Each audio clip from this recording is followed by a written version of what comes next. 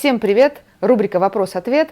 Вопрос, как пользоваться тоником. Вопрос связан с тем, как наносить тоник непосредственно из флакона или все-таки наносить тоник на ватные диски. Конечно же, правильный ответ на ватные диски. Почему? Это связано с дизайном флакона. Здесь у нас идет дозатор, а не распылитель. Поэтому берем ватные диски, я возьму сейчас два, наносим по 3-5 вот таких нажатий на каждый ватный диск и протираем лицо по массажным линиям. Напомню, что массажные линии у нас идут от центра лба к козелку уха, от переносицы к козелку уха, от центра подбородка к козелку уха. По шее мы идем с середины шеи, движения вверх направлены, от мочки уха вниз. Да? Тем самым мы еще и способствуем улучшению лимфотока и оттока лимфы, в принципе, от лица. Убираем отеки. Мы берем ватные диски и протираем нашу кожу по массажным линиям. Далее приступаем к следующим этапам ухода.